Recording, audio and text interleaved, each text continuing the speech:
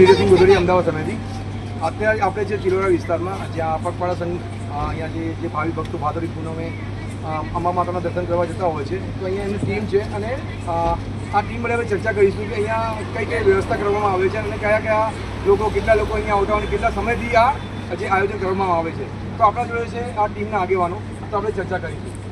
Sir તમારું નામ જણાવો. મારું નામ વિજય રથસિંહ વાઘેલા છે. કે સર્વપ્રથમ તો મા અંબાના સાનિધ્યમાં જતા દરેક સેવકોને જય અંબે, માતાજી ખૂબ જાજુ આપે. અમે બાપા સીતારામ ગ્રુપ પાસોના ટાઉનશીપથી અમે સતત 17 વર્ષથી અમે અહીં સેવા અવિરત કાર્ય કરી રહ્યા છીએ. જે સમયે આ રોડ ઉપર 5 જણા હારે નીકળવામાં પણ બીક લાગતી હોય એવા સમયથી અમે અહીંયા 17 વર્ષથી અવિરત આ કાર્ય કરી રહ્યા છીએ.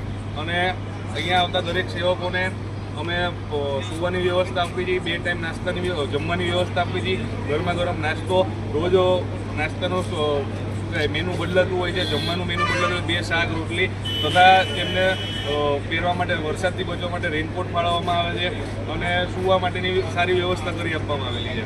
આ જે આયોજન છે કેટલા વર્ષથી કરવામાં આવે છે? આ વર્ષ અમારું લગભગ 17મું વર્ષ છે. 17 વર્ષથી આ અવિરત કાર્યનું જો તો અમારા મોટાભાઈએ શરૂ કરી હતી સદીઓથી ચાલુ છે અને ભવિષ્યમાં પણ ચાલુ રહેશે.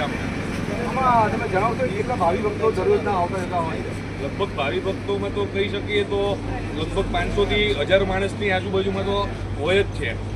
અને બીજી વસ્તુ કે અહીંયા જે સુવિધાઓ છે એ કઈ સુવિધાઓ આપવામાં આવે છે? સુવિધામાં આવતા તમામ સેવકોને અમે પગ દબાવી દેવી, એને આરામ માટેની વ્યવસ્થા આપી, એને ચાર્જિંગનો હોલ્ડ આપી, નાહવા માટે કે એને સુવામાં ફ્રેશ થવા માટેની અમે વ્યવસ્થા પૂરી પાડતા હોઈએ છીએ. અમારે એક ક્વેશ્ચન એવું છે કે જે અત્યારે લોકો જે ઘણા બધા તમે યુવાનો જોયા હશે જે સેવામાં અને ઘણી બધી જગ્યાએ એ લોકો બીજે આમ કહેવાય કે બીજી રસ્તા ફરી ગયા છે. તમે એ લોકોને શું કહેવા માંગો? અમે એ જ કહેવા માગીશું કે આ કેમ્પ અમારો ઘણા વર્ષોથી ચાલુ છે. અહીંયા આગળ અમે તમારી ફૂલ ખાતેદારી રાખશું. પ્લસ બીજા બધી જગ્યાએ તમે આરામ કરવા જાઓ, તમારો ફોન ચોરાઈ જાય, આ તે બીજો અણબનાવ બને, અમે એ બાબતે ખાસ અને દઢ રીતે મક્કમથી કે અમારા દરેક સેવકો અહીંયાથી જતા માઈના અંબાના સેવકો એને અમે પૂરતી રક્ષા કરીએ અને એને અમે સેવા કરીએ. તમે આજના યુવાનોને અને જે લોકો ભાવિ ભક્તો છે એમને કંઈ કહેવા માંગશો? યુવાનોને એમ જ કહેવા માંગીશ કે એ અંબાના ઉપર રાખેલો વિશ્વાસ કોઈથી ખોટો નથી જવાનો. હા, તમે જોઈ શકો છો આપણે જોઈએ છે બાપા સીતારામ ગ્રુપના લોકો જે નરોડા અને પાસોના વિસ્તારથી આવેલા છે. આપણે જોઈએ વડીલ કાકા છે એમને ચર્ચા કરીશું અને અમારા